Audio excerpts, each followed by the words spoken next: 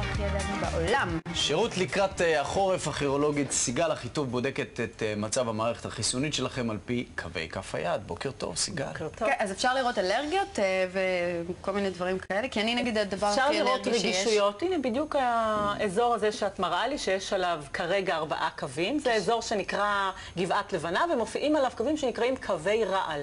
אוקיי. קווי רעל מתארים בעצם עוררות חיסונית מעבר לרגיל.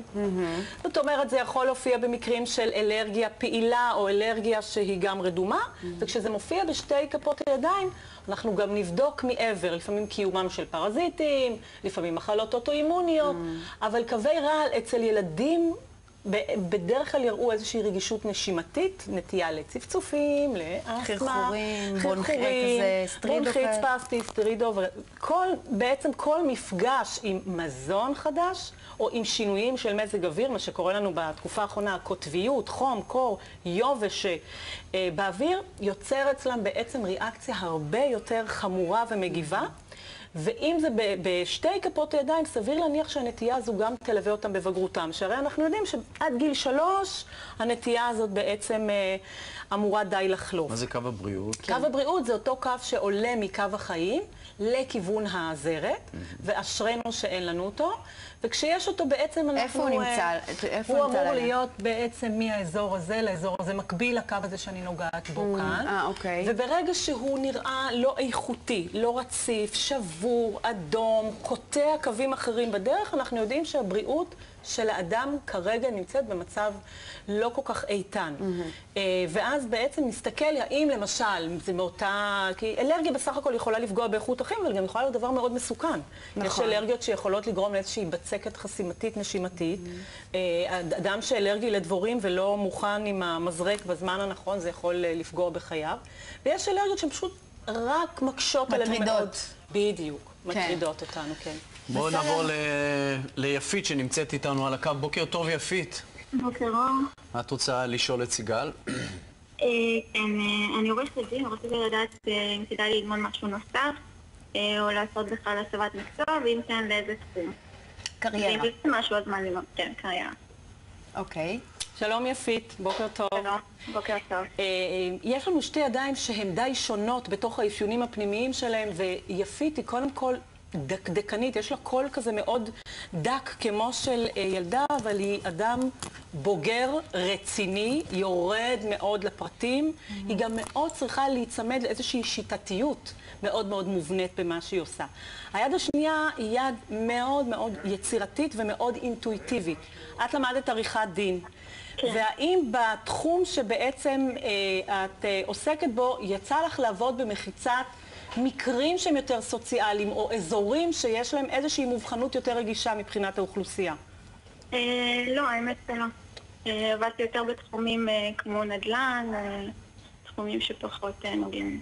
אני מחייכת בגלל המילה נדל"ן, כי אם הייתי הולכת לתחום של הנדל"ן, הייתי הולכת לטובת המקום שבו אני יותר יוצרת ופחות מתעסקת עם החוזים.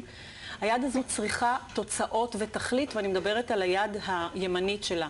היד השמאלית צריכה להרגיש שכל הזמן יש יכולת ליצור דברים חדשים, ויש לה גבעה שנקראת גבעת אידיאלי מתחת לאצבע מורה, שמתארת צורך של יפית לעשות משהו חשוב, לגעת בדברים שהיא בעצם להיות משמעותית, להביא או להטביע איזשהו חותם אחר.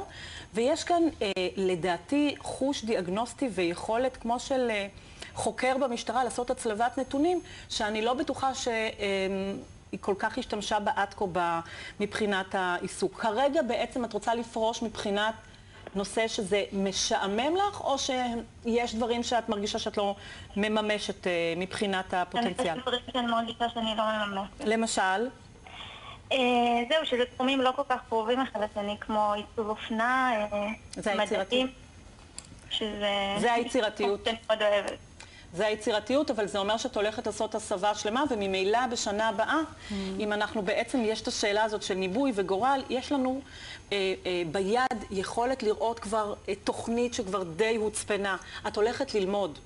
אם את תלכי לעשות קורס קצר של סטיילינג, זה לא ממש ישמש אותך. אם את תלכי לעשות לימודים ארוכים, זה כן ישמש אותך. 10 חודשים של קורס, את אדם מאוד אחראי, מאוד דקדקן, מאוד שיטתי, את לא תעשי שימוש בקורס מאוד קצר. לכן, מה שאני ממליצה לך זה ללכת על קורס יותר ארוך ויותר ממצא, כן לתחום של העיצוב, כן לתחום היצירתי יותר, ולא להסתפק במשהו. יותר לעומק. כן. יפי. כן. שיהיה בהצלחה. אלון. יפי, תודה. אלון. בוקר טוב. בוקר טוב. איזה קול. אלון. כן, אני איתכם. מה היית רוצה לשאול את סיגל? בתחום הקריירה, שנים הייתי שכיר ולפני 6 שנים עברתי לתחום העצמאי. סיגל אומרת מספיק, סיגל הבנתי, אני יודעת הכל. כן, אז אם היא יודעת, אז אני רוצה לדעת האם אני צריך לעשות שינוי. לאתר לחזור לתחום השכיר או להמשיך בקריירה העצמאית שלי.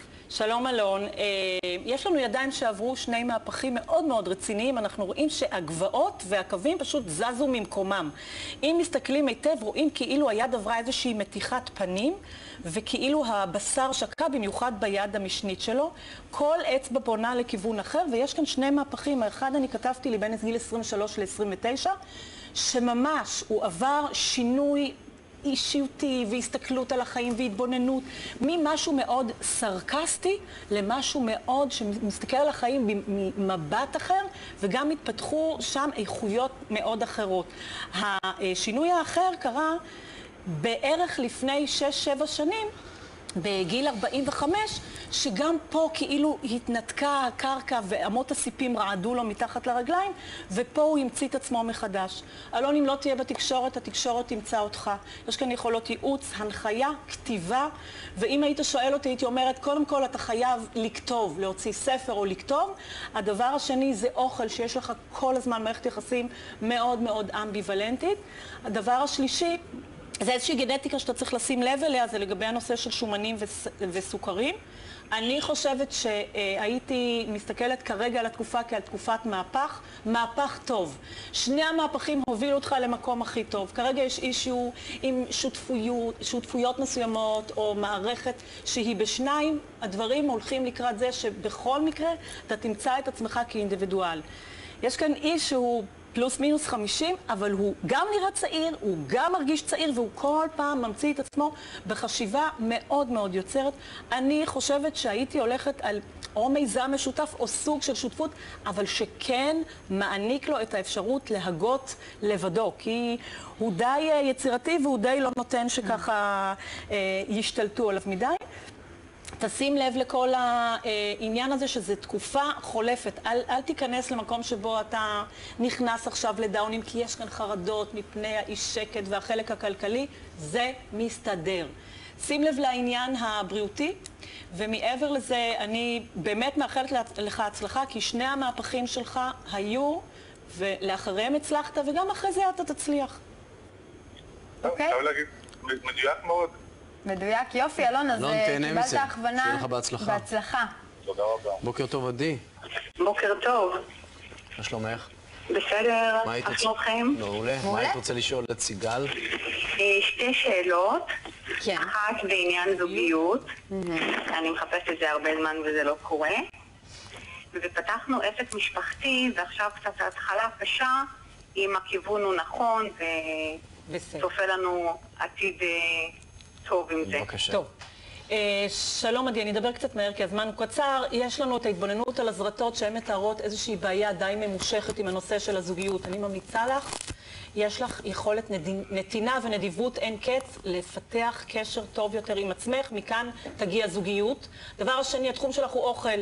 הוא היה ויישאר אוכל. אם זה נושא של לא מאכלים שיש איתם את המקום המדי גורמאי, כרגע אני חושבת שיש שינוי בעסק, הוא לא ימשיך כפי שפתחת אותו. אני חושבת שיש לך יכולת לייעץ, להתקרב לאנשים.